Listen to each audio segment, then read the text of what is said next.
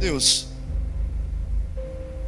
buscando a Tua presença, buscando ter o Teu cuidado, buscando ter a Tua bênção sobre as nossas vidas.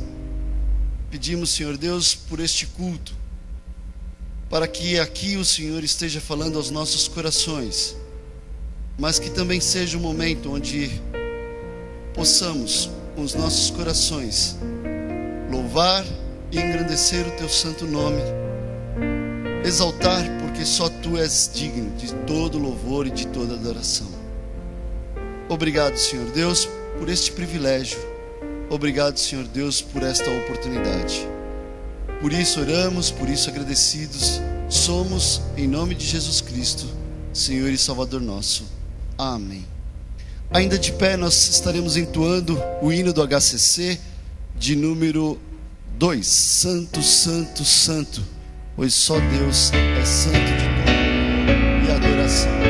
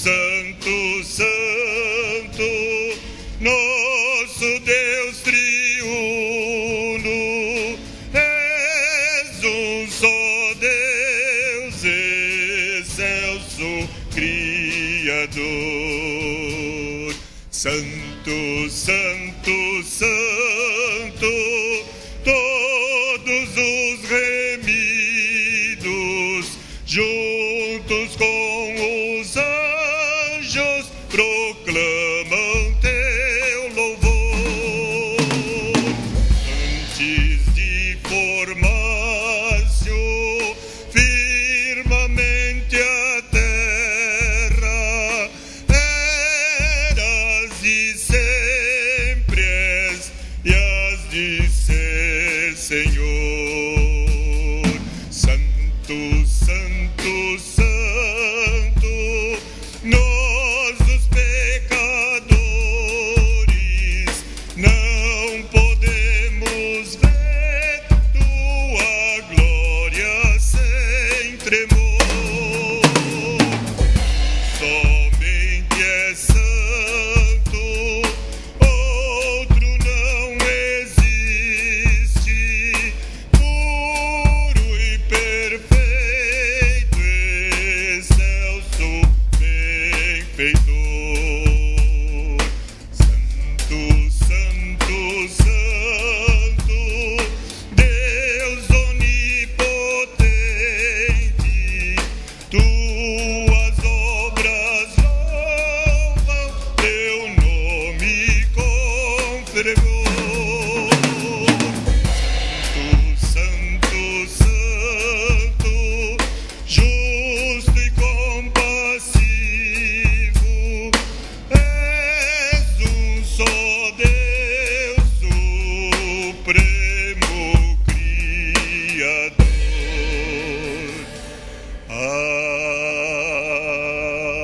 Amém. Podeis assentar.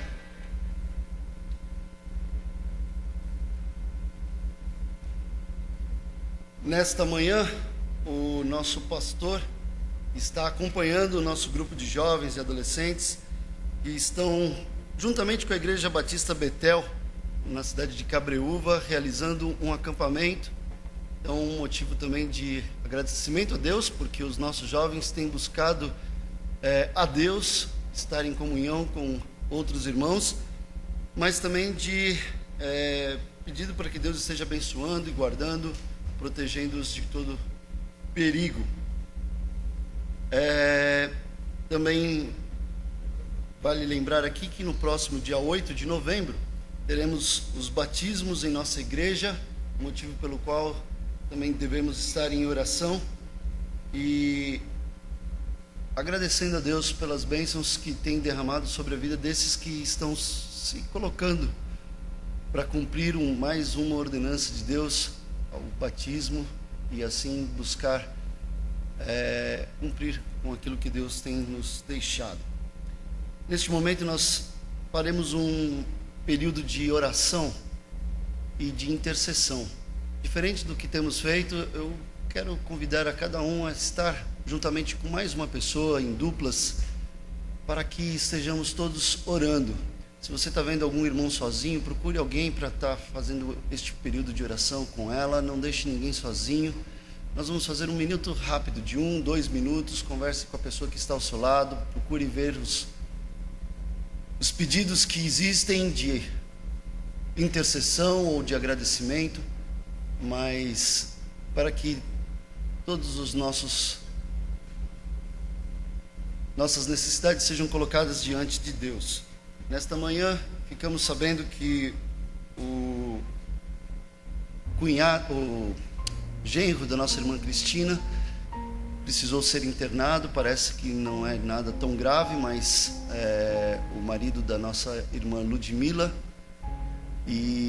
mas também precisa das nossas orações, estejam intercedendo e orando por essas pessoas. Vamos ter este momento de oração então.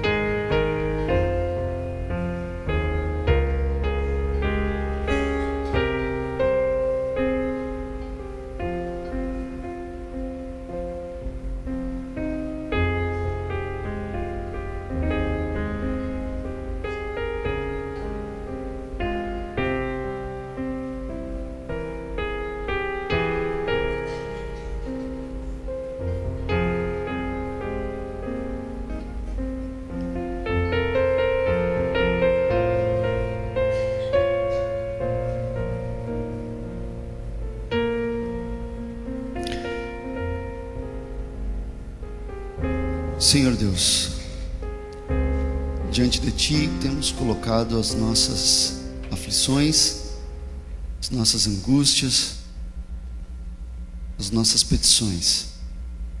Tu conheces os nossos corações, Tu conheces o que passa dentro de cada um dos nossos pensamentos e sabes o quanto somos dependentes de Ti também, Senhor Deus. E reconhecendo essa dependência de Ti, nós colocamos como igreja todos esses pedidos de cada um dos nossos irmãos que aqui estão. Também daqueles que não puderam estar aqui, Senhor Deus, porque estão em outro lugar, passando por dificuldades ou aflitos, ou ainda até descansando. Mas que o Senhor tome em suas mãos estas petições e esses motivos de agradecimento também, Senhor Deus. Porque apesar das dificuldades, o Senhor ainda nos tem dado muito mais bênçãos e oportunidades do que podíamos pensar ou imaginar. E te louvamos por isso, te agradecemos por isso. Mesmo imperfeitos, o Senhor nos ama e o Senhor nos abençoa. Por isso, agradecidos, em nome de Jesus, nós fazemos essa oração. Amém.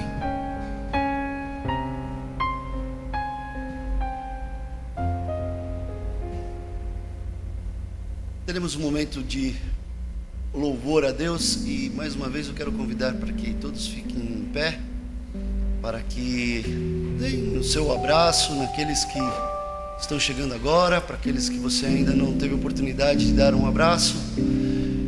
Este momento é importante também para darmos esta quebrada no clima que às vezes fica muito desperto ainda da manhã, e é importante para que a gente tenha esse momento de comunhão uns com os outros e o nosso louvor seja alegre para nosso Senhor Deus.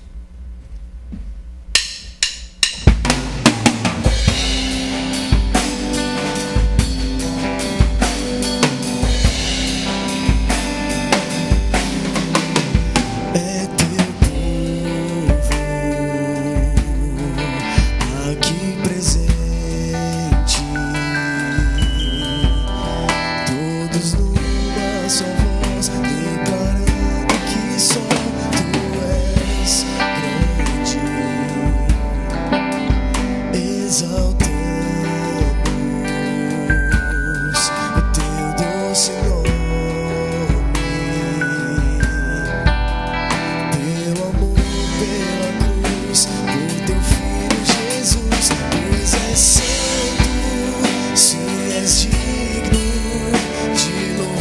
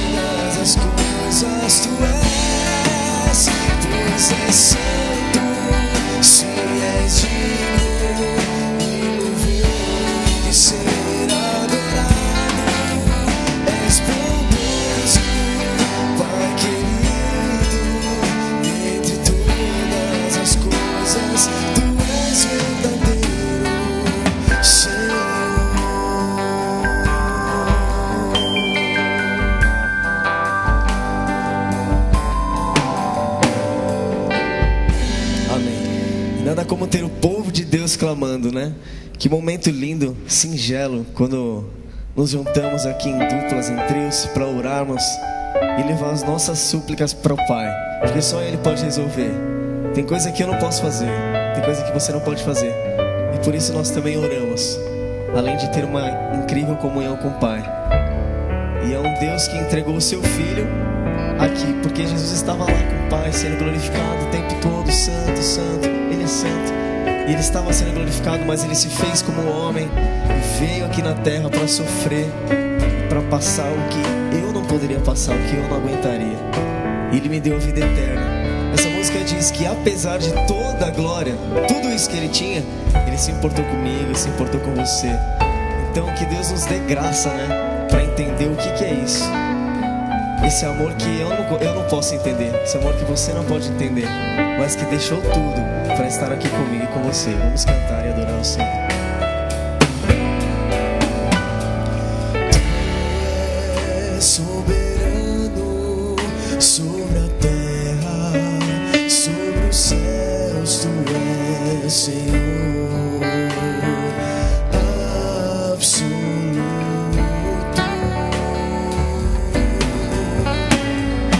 Tudo que existe acontece, Tu sabes muito bem. Tu és tremendo.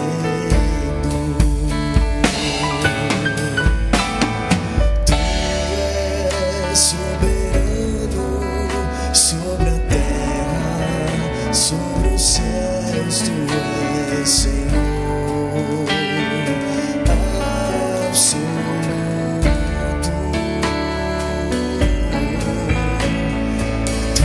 Tudo que existe acontece, Tu sabes muito bem. Tu és tremendo.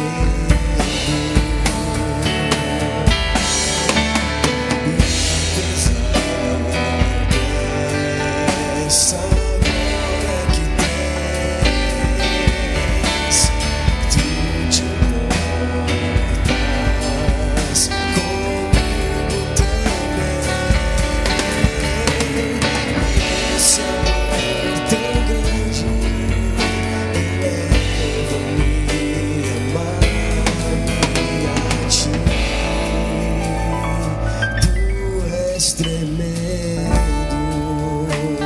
Mais uma vez, Tu és soberano. Tu és soberano sobre a terra, sobre os céus. Tu és Senhor absoluto.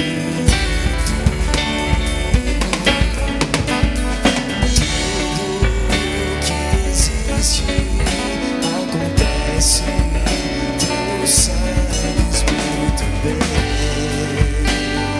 Tu és tremendo. E apesar desta glória que tens, Tu te importas comigo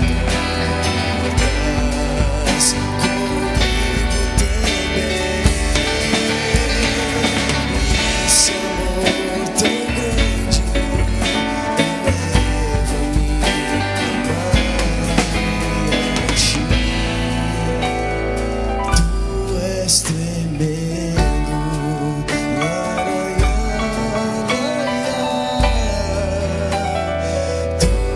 és tremendo.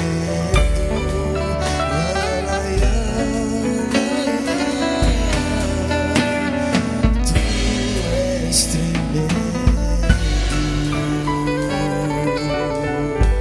Amém. Já pode sentar-se.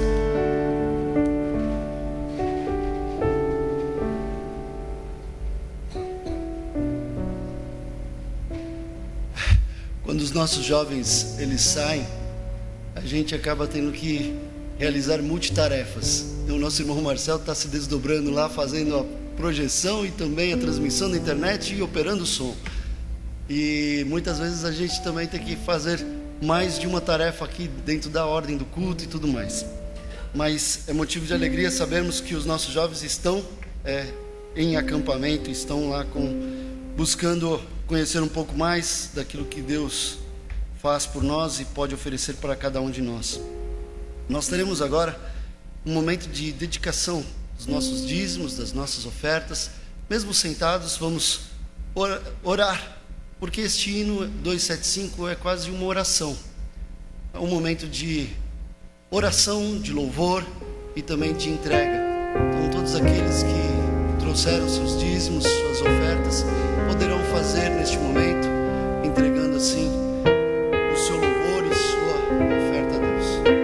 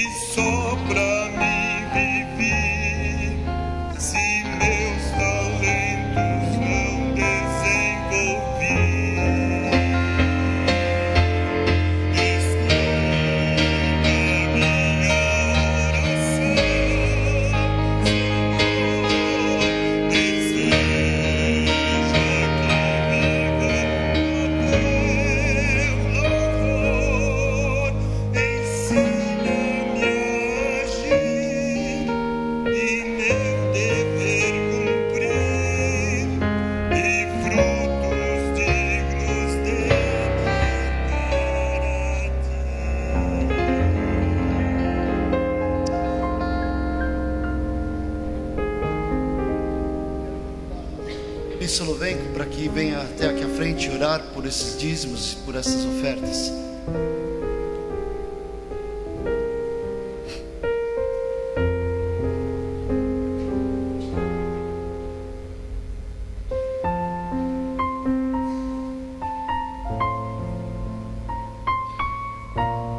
Senhor, mais uma vez estamos aqui na tua presença, agradecendo agradecendo, Senhor Deus, as ricas bênçãos que o Senhor tem derramado na nossa igreja, na vida de cada membro, Senhor Deus, as suas famílias, podendo assim estar contribuindo, Senhor, com seus dízimos, com as suas ofertas, em gratidão a tudo que o Senhor tem dispensado em nossas vidas, porque Tu mereces ainda muito mais do que um dízimo.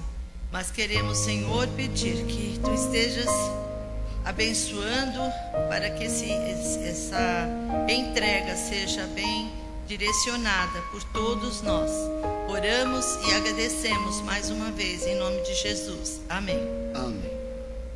Nós teremos agora uma inspiração musical através da nossa irmã Rosalina, que nos elevará a Deus através da sua voz, do seu canto.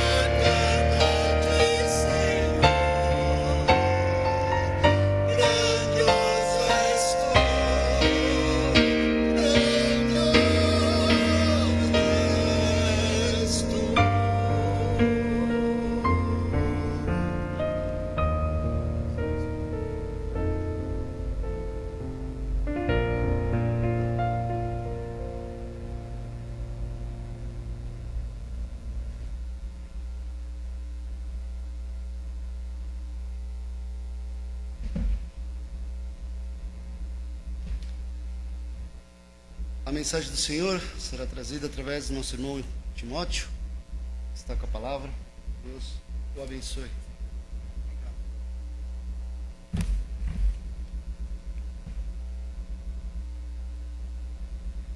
Mateus 7, 13 e 14 diz: entrai pela porta estreita. Estou usando a versão antiga, tradicional, Almeida, edição revista e corrigida. Entrai pela porta estreita, porque larga é a porta, espaçoso o caminho que conduz à perdição, e muitos são os que entram por ela. E porque estreita é a porta e apertado o caminho que leva à vida, e poucos há que a encontrem. Lá na penúltima página da Bíblia, Apocalipse 21. Vários versos que eu vou dizendo. 9 a 11, Apocalipse 21, 9 a 11 diz assim: e veio um dos 7 anjos que tinham as 7 taças cheias das últimas 7 pragas, e falou comigo dizendo: vem, mostrar-te-ei a esposa, a mulher do Cordeiro. E levou-me em espírito a um grande e alto monte, e mostrou-me a grande cidade, a santa Jerusalém, que de Deus descia do céu. E tinha a glória de Deus, e a sua luz era semelhante a uma pedra preciosíssima, como a pedra de jaspe, como o cristal resplandecente. Vamos ao verso 22. E nela não vi templo, porque o seu templo é o Senhor Deus Todo-Poderoso e o Cordeiro. E a cidade não necessita de sol, nem de lua, para que nela resplandeçam, porque a glória de Deus a tem alumiado, e o Cordeiro é a sua lâmpada. E aqui ele repete uma frase lá de Isaías: e as nações andarão à sua luz, e os reis da terra trarão para ela a sua glória e honra. E as suas portas não se fecharão de dia, porque ali não haverá noite. E a ela trarão a glória e honra das nações. E não entrará nela coisa alguma que contamine e cometa abominação e mentira, mas só os que estão inscritos no livro da vida do Cordeiro. E mostrou-me o rio puro da água da vida, claro como cristal, que procedia do trono de Deus e do Cordeiro. No meio da sua praça, e de uma e da outra banda do rio, estava a árvore da vida, que produz 12 frutos, dando o seu fruto de mês em mês. E as folhas da árvore não são, e as folhas da árvore são para a saúde das nações, e ali nunca mais haverá maldição contra alguém. E nela estará o trono de Deus e do Cordeiro, e os seus servos o servirão, e verão o seu rosto, e nas suas testas estará o seu nome. E ali não haverá mais noite, e não necessitará de lâmpada, nem de luz do sol, porque o Senhor Deus os alumia, e reinarão para todo o sempre. Finalmente, Hebreus 12, versos 22 e 23, dizem assim: mas chegastes ao monte de Sião, e à cidade de Deus, do Deus vivo, à Jerusalém celestial, e aos muitos milhares de anjos, à universal assembleia e igreja dos primogênitos, que estão inscritos nos céus, e a Deus, o juiz de todos, e aos espíritos dos justos aperfeiçoados. 1628. Se eu fiz certo essa conta, faz 386 anos. nascia na Inglaterra um menino comum, pobre, simples, que deram o nome dele de João. E os pais o educaram na tremenda rigidez da igreja anglicana, que não estava muito longe da reforma, porque ali Henrique VIII, Cromwell, aqueles ditadores exigiam total submissão e frequência aos cultos. O garoto cresceu, se casou, teve 4 filhos, entre eles uma filha cega.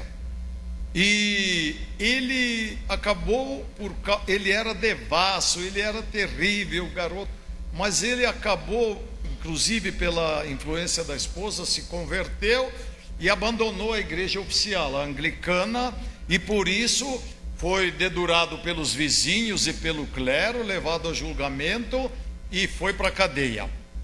Lá ele ficou 12 anos. O nome dele era John Bunyan, João Bunyan. Lá na cadeia de Bedford, úmida, terrível, ele teve o carcereiro viu que ele não era culpado, então de vez em quando dava uma escapada para visitar a família. Os 2 maiores problemas na cadeia de John Bunyan eram que ele não podia mais pregar de casa em casa, ele não renegou nunca a sua fé, e ele ameaçou ser expulso da Inglaterra e se voltasse seria enforcado. Mas ele estava na cadeia, de vez em quando ele saía da cadeia para visitar a família, com a fiscalização do próprio carcereiro. Bom, aí aconteceu. Na cadeia, ele teve um sonho. Só que não foi só um sonho, foi uma visão. Foi aquela igual de Faraó, de Nabucodonosor. Ele sonhou, mas a coisa ficou tão real, e ele transformou o sonho dele num livro de 200 páginas mais ou menos. Ele era bem simples e humilde. Só que uma das coisas que chamou a atenção do livrinho dele, O Peregrino, era que as crianças também começaram a gostar desse livro, porque ele era ilustrado. Cada 2 ou 3 páginas, tem até filmes dele, só que se você quer conhecer bem, pega um livro dos antigos, você vai ver as ilustrações da época. O sonho consistiu no seguinte, então lá vai a história. Sonhou numa visão tremendamente vivaz, que a cidade onde ele morava, a cidade da destruição, ela seria destruída e queimada por causa dos seus pecados, e ele deveria sair dessa cidade em busca da cidade celestial, a cidade de Sião, a Nova Jerusalém, ou chamado por ele a terra de Beluá. E é para lá que ele sai. Ele sai sem direção, num campo, no deserto, e não sabe para onde vai. Ele sai chorando com o livro na mão. John Bunyan nunca fala que esse livro é a Bíblia, mas esse livro era a Bíblia. E ele lia e chorava por causa dos pecados que Deus ia destruir, não só a cidade, mas ele. Aí entram os personagens de John Bunyan. John Bunyan chegou a ser lido em 2º lugar best-seller no mundo por séculos. Ele era o 2º livro do mundo depois da Bíblia mais lido. E essas personagens tinham a ver com cada um de nós, cada cristão. E ele se auto-apelidou cristão na jornada para a cidade de Sião. Não sei se é masculino ou feminino, o primeiro personagem foi Evangelista. Evangelista chega e fala: o que você está fazendo aqui? Para onde você está indo? Ele falou: eu sou um peregrino, que eu estou em busca da cidade celestial, mas eu não sei como chegar lá. Então evangelista falou: olha bem longe, você vai ver a porta estreita, e naquela porta estreita você vai ter que entrar por ela e não vai sair do caminho. Não saia do caminho, chegue até a porta estreita. E no caminho ele vai encontrar muitos e muitos e muitos outros personagens, e ele conversa com eles. Uns o animam e outros o desanimam. Veja bem a nossa vida cristã. E entre esses eu vou citar alguns, porque são muitos e o tempo jamais daria. Ele vai, e conforme o evangelista o falou, ele encontra a porta estreita. Ele chega lá, bate com força, e na porta já estava escrito: batei e abrir-se-vos-á. E realmente ele bateu, e alguém chamado Boa Notícia, mais ou menos assim, ele abriu a porta e ele falou o que ele queria, e ele falou assim: olha, você está vendo esse caminho? Você tem que pegar, é o caminho estreito, e nesse caminho você vai chegar até a cidade celestial. Mas, atenção, toma muito cuidado para ninguém te tirar do caminho, para não ser enganado. E ele começa o caminho. Quando ele começa, começam também, ou continuam, os problemas. E de repente ele chega no pântano da desconfiança. Daí dois personagens chegam e começam a falar, e chamam tanto a atenção que ele nem olha mais onde ele está pisando, naquele caminho estreito. Aí eles falam que não, que você perdeu tempo, que isso é uma loucura e tal, volta, porque senão você vai se perder e tal. E quando ele menos está falando, distraído, ele pisa num lamaçal, ele pisa num lodaçal, ele pisa num pantanal, e ele afunda. E aqueles desapareceram, né? Ele afunda, está afundando, começa a gritar. Aparece o Auxílio, o personagem Auxílio, que levanta ele e põe ele agora todo enlameado, para ele continuar o caminho dele. No caminho ele acaba encontrando outra vez o evangelista. Ele volta envergonhado, chorando de cabeça para baixo.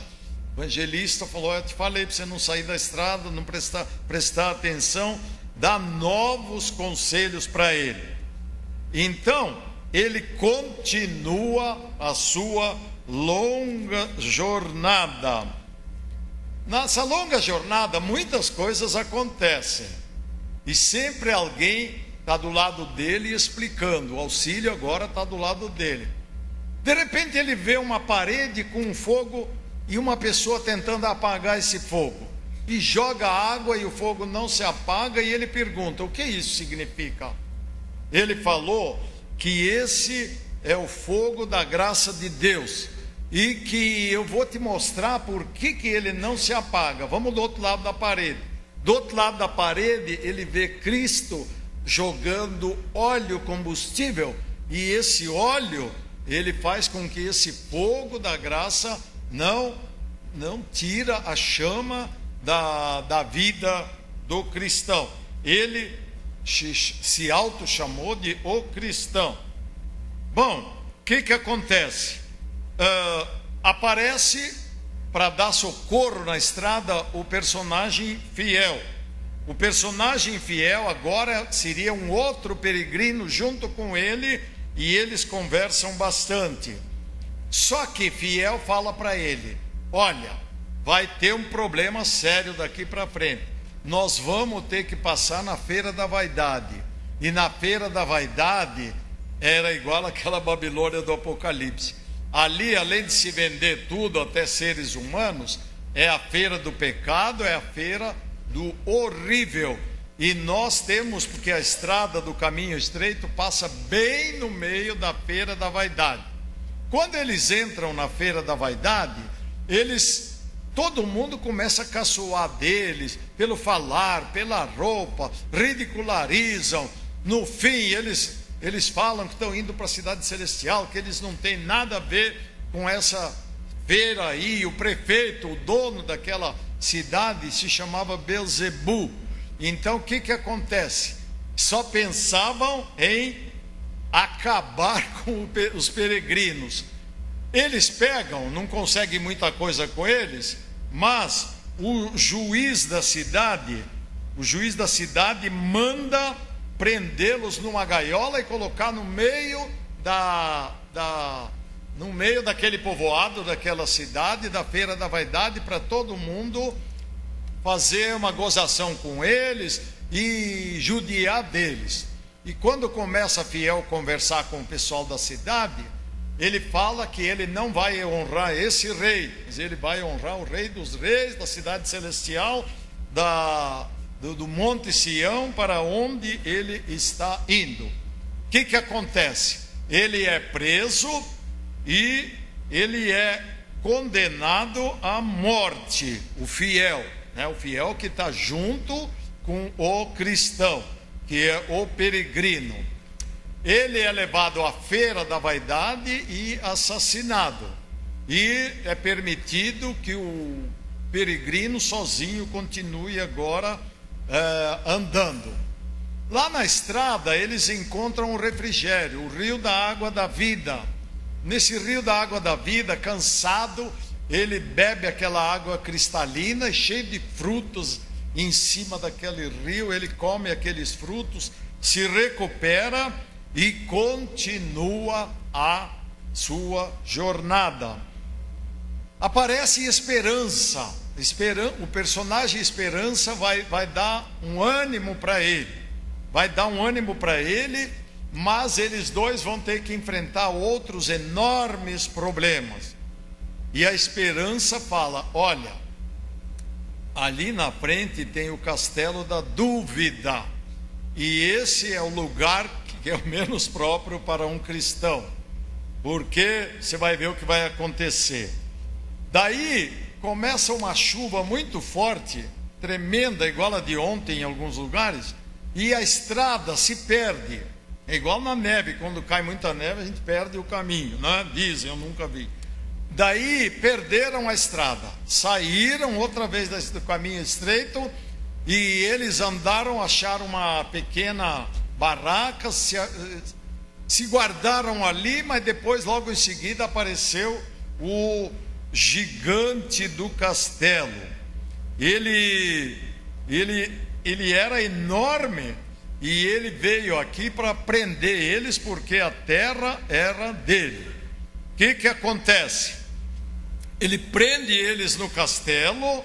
Esse gigante, ele tenta que eles desistam ou morram, e eles ficam nesse castelo uma semana. Nessa semana, as piores coisas, a mulher desse gigante fala o que ele devia fazer com eles para acabar com eles, e nada do que ele faz dá certo. E o que aconteceu? Eles estão para morrer. Já na sexta-feira à noite eles vão quase morrer.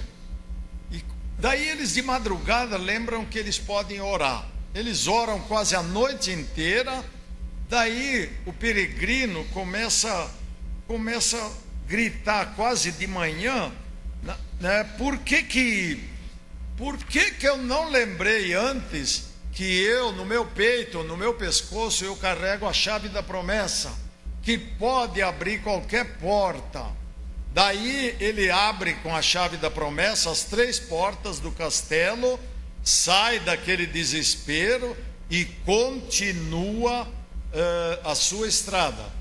Abreviando, porque o tempo não dá para contar, logo em seguida ele está chegando, mas ele tem que passar pelo vale da sombra da morte. no vale da sombra da morte, o sol já tinha se posto e ele está sozinho e ele tem que atravessar esse vale. Daí ele, sem saber como está indo direito no escuro, ele atravessa o vale da sombra da morte e quando o sol já nasce, ele já está do outro lado. Daqui a pouco aparece o personagem Loquaz. Quem é? Quem é Loquaz? Loquaz é uma pessoa que sabe tudo, muito erudita, pseudo-religioso, né? Qualquer semelhança é mera coincidência aí hoje em dia. Que fala muito e ele pergunta, sobre o que você quer que eu fale? Aí ele vai para o campo religioso, aí ele fala um monte de teorias e filosofias e tal sobre religião. Aí ele é aprovado no que ele é na prática. Você falou tudo isso daqui é bonito, mas quem é você? Você é conhecido no seu pedaço como um falso. Ele não aguenta aquilo e larga o peregrino e vai embora. Peregrino, para encurtar a história, está chegando à terra de Beluá. E é lá que fica a cidade de Sião, a Nova Jerusalém, a cidade celestial. A esperança o acompanha, mas quando ele chega na divisa da terra que já pertence ao paraíso, ele encontra um rio, e esse rio é o rio da morte, e eles olhando bem vê que não tem ponte. E eles têm que atravessar esse rio para chegar na terra de Beulá, para chegar no paraíso.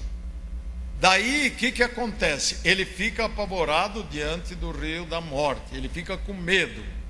E a esperança o anima. E ele fala, então começa a travessia. E ele põe os pés na água, aí que ele fica totalmente com medo, e grita para a esperança assim: ah, meu amigo, rodearam-me as dores da morte, e não verei a terra que mana leite e mel. Mas a esperança o reanima, e eles têm que atravessar por dentro da água, e eles, quando chegam da outra margem do rio, já está um monte de Sião. 2 resplandecentes vêm e ajudam ele a subir a montanha até a porta de entrada do Monte Sião, da cidade celestial. E lá, logo chegaram da montanha, lá várias pessoas saudando eles, com bem-aventurados os que são chamados à ceia do Cordeiro, né? Todo alegre na porta da cidade. Só que uma das passagens que eu esqueci, a mais importante, é que quando ele estava no caminho, depois dele pegar o caminho estreito, ele sai da terra dele com um fardo enorme de peso que eram os pecados dele.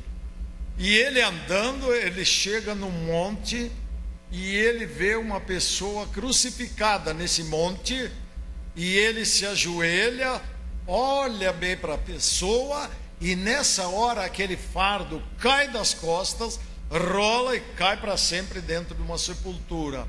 E ele recebe novas roupas, e ele recebe o perdão dos pecados, e ele recebe o diploma dos salvos que pertence à família de Deus. Agora, lá naquela porta de entrada, ele vai ter que mostrar o diploma.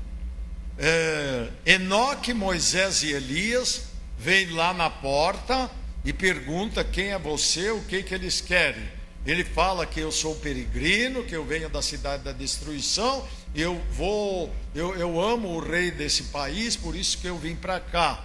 E eu trago o diploma, e eu sei tudo o que aconteceu por causa do livro que eu sempre carreguei. Naturalmente esse livro é a Bíblia. Aí ele pega e vai levar ao trono de Deus. Aí Deus olha para esse diploma e fala: manda abrir a porta e pode mandar entrar. Aí começam as a festa, né? Começou a festa. Lá na porta da cidade, ainda com letras grandes de ouro, estava escrito: bem-aventurados os que lavam as suas vestiduras no sangue do Cordeiro, para terem parte na árvore da vida e possam entrar na cidade pelas portas. E lá está o nosso peregrino. O peregrino de John Bunyan, agora a cidade de Jerusalém, a Nova Jerusalém. Agostinho, chamado aí fora de Santo Agostinho, ele escreveu uma obra grande que deu muita influência da época, chamada A Cidade de Deus. Então, nesse título, nesse livro, ele separou que era o mundo era dividido entre o dos homens e o dos céus. E aí ele trata um monte de coisas principalmente sobre o mundo dos céus, a cidade de Deus. Em Osasco tem um bairro chamado a Cidade de Deus, que é sede de um grande banco muito conhecido. E diz que no Rio de Janeiro, no bairro de Jacarepaguá, tem a favela Cidade de Deus. Em 2002 foi feito um filme que dizem, quem assistiu, que fez muito sucesso, chamado A Cidade de Deus. Bom, aqui no Apocalipse, o fundo é o seguinte: Deus está preparando a noiva ou esposa do Cordeiro para a festa do casamento. Essa é alguns acham que é o número, que é a 8ª cena que aparece lá. Então, todo o fundo dessa cena é a preparação da cidade para a festa, as bodas do Cordeiro, a festa de casamento. Essa que é a Nova Jerusalém. E como era a Nova Jerusalém? Não dá para falar, porque era uma coisa extremamente maravilhosa e a gente não vai falar muito sobre ela, porque não tem mesmo nem autoridade para tanto. E entre muitas coisas lá não havia templo. Aliás, em Isaías 48 e Isaías 60 e Ezequiel 48 já falam sobre essa cidade, essa construção, a Nova Jerusalém.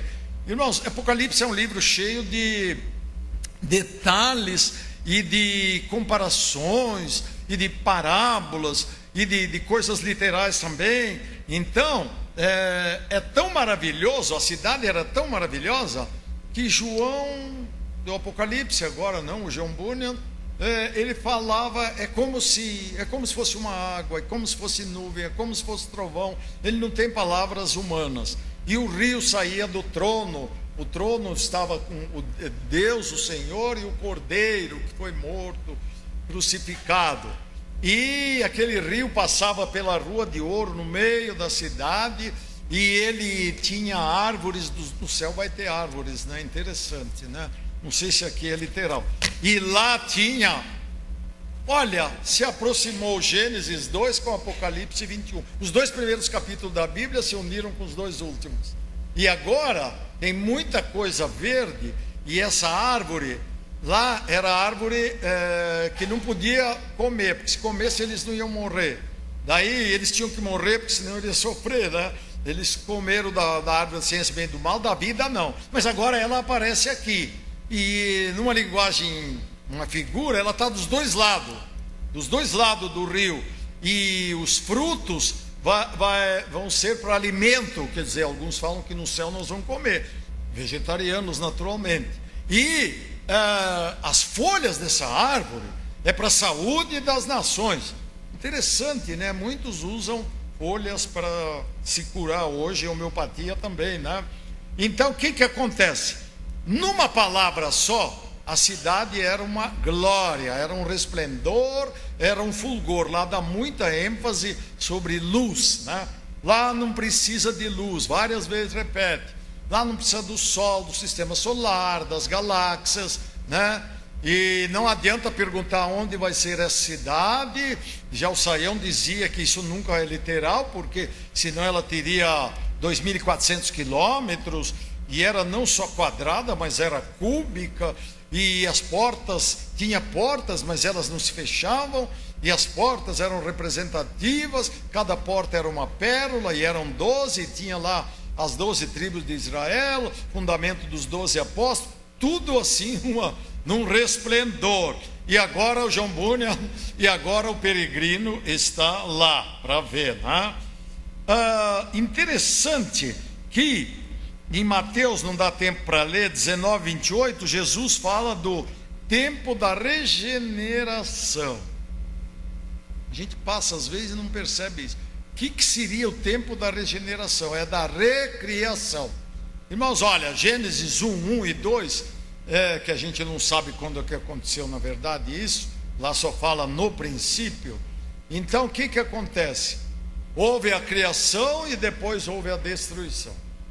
E em Gênesis 1 aparece sobre a terra destruída, e Deus recriando e agora regenerando.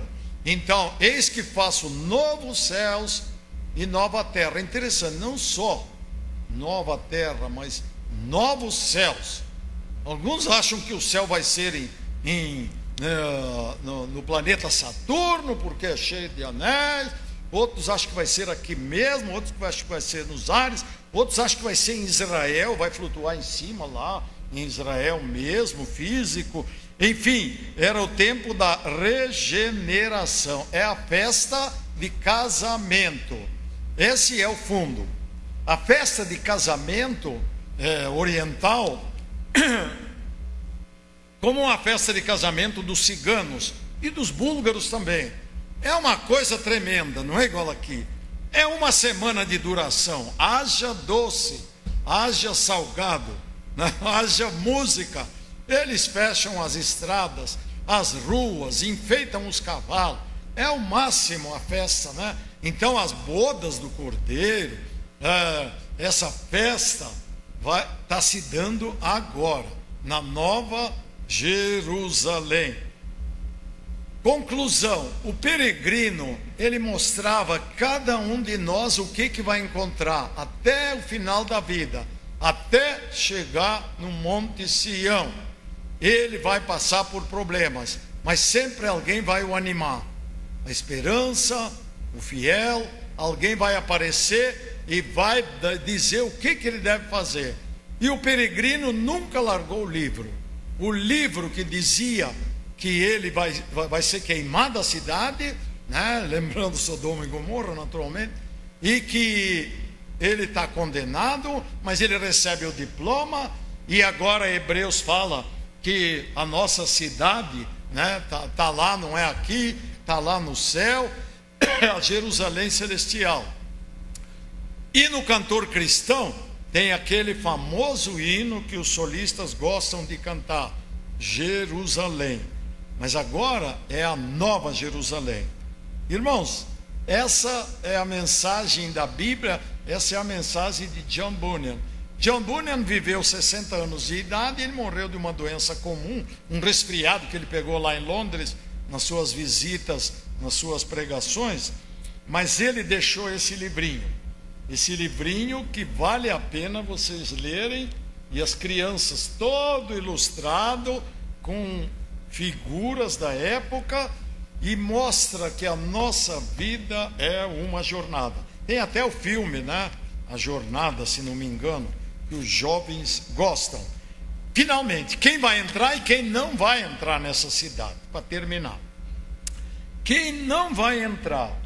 Isaías 59, 1 e 2 diz que a mão do Senhor não está curta, né? Nem o seu ouvido agravado para não poder ouvir, agir. Mas os vossos pecados fazem divisão entre vós e o vosso Deus, para que vos não ouça. Então, é o pecado que não vai entrar. E Apocalipse 22, 15 diz que ficam de fora, olha só, ficam de fora daquela cidade maravilhosa. Não vão entrar quem? Aí ele usa naturalmente figuras outra vez. Os cães, os que praticam a feitiçaria, os que cometem imoralidades sexuais, os assassinos, os idólatras e todos os que amam e praticam a mentira. Esses não vão entrar, eles nem têm o diploma. E quem vai entrar? os que tiverem seu nome, Apocalipse 21, 27, escritos ou inscritos no livro da vida do Cordeiro que foi sacrificado. Apocalipse sempre fala Cordeiro, quer dizer, alguém que devia ser sacrificado, mas ele também fala o leão da tribo de Judá, né? Essa é o vinde benditos de meu Pai, possuí por herança o reino que vos está preparado desde a fundação do mundo. Amém.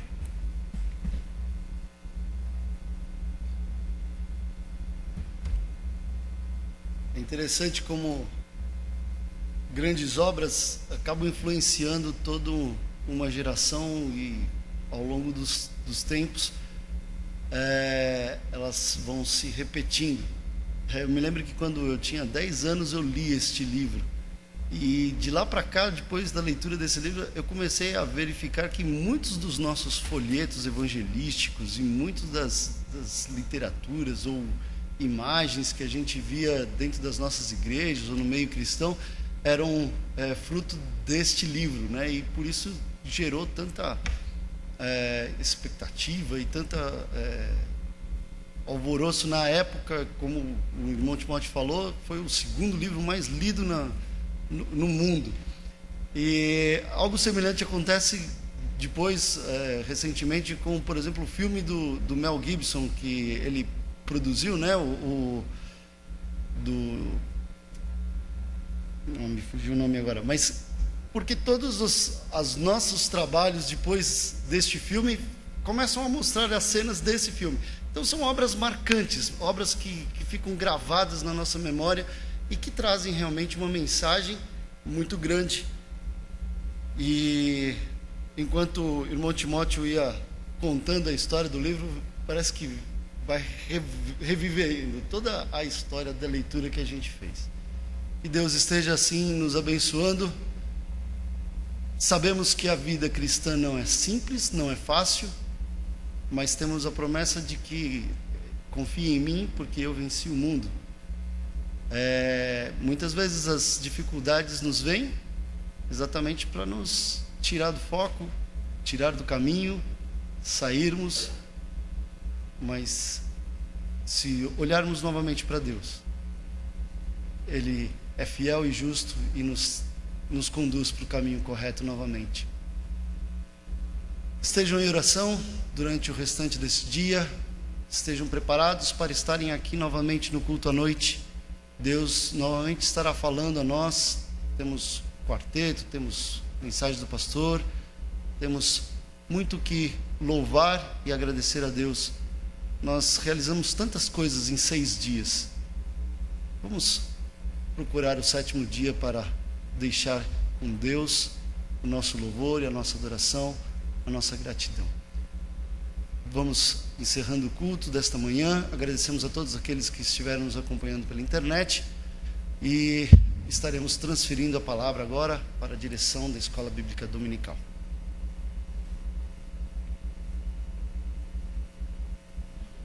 O Marcelo nem a irmã Esther. Então eu vou em 5 minutos. Desculpa de eu estar falando outra vez. O Marcelo pediu para mim falar rapidamente sobre a reforma protestante. Falar sobre a reforma protestante em 5 minutos. Acho que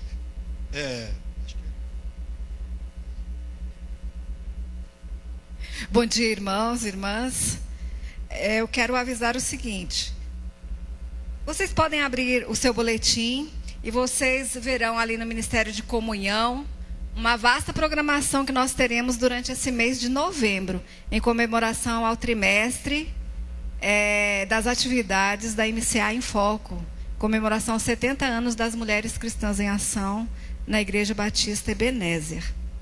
E eu gostaria de convidar todas as mulheres e quem interessar para estar hoje à tarde conosco às 17h45, quando nós teremos a palestra Como Cuidar do Seu Dinheiro, com a irmã Elaine Coller. Ela estará aqui nesse horário e falará conosco. Essa irmã ela é economista e ela tem uma experiência muito legal para passar para nós. Uma outra coisa que eu quero lembrar às irmãs, e quero também estender a todos os irmãos, Hoje à noite nós estaremos entregando o nosso kit azul. Ele já saiu no boletim passado e nesse aqui não saiu. Então, o que é o kit azul? O kit azul é um kitzinho, é lógico, composto de sabonete, creme dental,